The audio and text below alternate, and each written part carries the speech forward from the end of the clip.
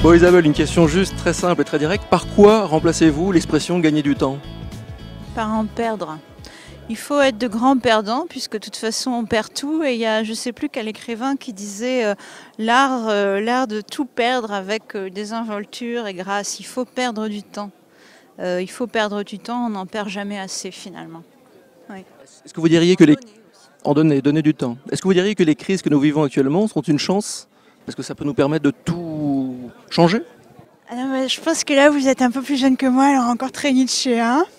Moi, je pense que c'est une chance, mais elle est carrément musclée, quoi. Hein. C'est-à-dire, d'accord, c'est une chance, mais pour la saisir, c'est comme la grosse vague qu'il faut surfer. Oui, c'est une chance si on se la prend pas sur la gueule, quoi. Enfin, vous voyez, je veux dire par là que c'est une opportunité de savoir faire fonctionner notre esprit, quoi. Donc, de se rendre compte presque que cet esprit humain, cette raison humaine, c'est une fusée. Et on nous a toujours appris que c'était une 2 chevaux. Bon, il est temps de se rendre compte que oui, effectivement, c'est un truc bien plus vaste. Mais en même temps, il y a une urgence écologique, économique, donc en même temps, c'est gratiné. Bon, on peut voir ça comme une chance, oui, mais il ne faut pas s'imaginer que c'est... Vous voyez ce que je veux dire? Oui. Soyons... Ça va être long. Non, c'est pas une chance facile, quoi. Voilà. C'est une chance bien déguisée, quoi. C'est comme une chance bien emballée dans un paquet bien compliqué, bien amer, bien gratiné. Voilà. Mais comment vous parvenez à rester optimiste? Ah, j'ai pas dit que j'étais optimiste, je suis plutôt joyeuse. J'essaye de. C'est-à-dire, c'est une grande force quand même, le fait de bien faire fonctionner sa raison, c'est-à-dire d'être dans la compassion, de voir les autres, donne une espèce d'intrépidité. Voilà, je sais pas si être intrépide, si être optimiste, parce que être optimiste, c'est encore croire à un résultat. Hein. Vous voyez, il y a encore ce petit côté grappe, on veut saisir quelque chose. Si je fais tout bien, tout se passera bien. Je pense qu'il faut abandonner l'optimisme et le pessimisme. Il faut juste essayer d'être courageux dans la situation. Il faut pourtant ralentir. Et comment fait-on face à... En entreprise, par exemple, dans l'entreprise, on a l'impression qu'on est face à des machines, on est face à un système. Comment fait-on pour ralentir?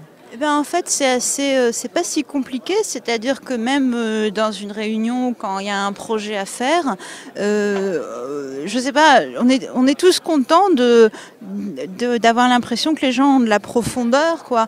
Donc ça veut pas dire exhiber comme ça ses idées ou ses idéaux, mais si soi-même, vous savez, c'est marrant, ce qui me vient à l'esprit, c'est les acteurs. Les acteurs, on leur apprend qu'ils n'ont pas besoin de faire bouger leur visage dans tous les sens et de faire des grands gestes. Il faut qu'ils pensent à l'intensité de l'émotion qu'est en train de vivre le personnage, et ça se voit très bien à l'écran. Brando fait ça très bien, vous voyez ce que je veux dire? Il est immobile, son visage bouge presque pas, et pourtant on ne doute pas un instant de la profondeur de son émotion. Ben, je pense que c'est pareil, quand on a des convictions éthiques ou spirituelles, il faut les emporter avec soi. C'est pas la peine d'en parler 1000 ans à la pause café, mais là on gagne du temps. C'est-à-dire que d'un seul coup il y a une vraie présence, il y a quelque chose. C'est pas la peine non plus de faire du drame, du psychodrame et du mélodrame, mais il faut être là. Il faut être présent. Voilà. Juste mon avant-dernière question, est-ce que vous pouvez juste nous expliquer un petit peu ce qu'est un monde sans frottement et un monde avec frottement du coup? Vous en avez pas mal parlé et c'est un concept qui m'intrigue. C'est un truc qui m'amusait. Je sais pas si vous avez eu ça, moi quand j'étais en terminale, quoi, scientifique.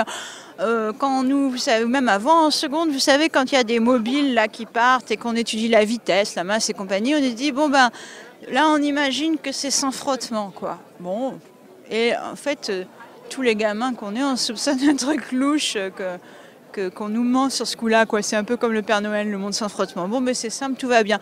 Et après, plus tard, moi, en prépa ou quand j'étais à l'IX, on s'aperçoit que, par exemple, en aérodynamique, en mécanique des fluides, tout ce qui se passe au bord des ailes d'avion et tout, il y a un sacré nombre de frottements et que ça rend les choses sacrément plus compliquées.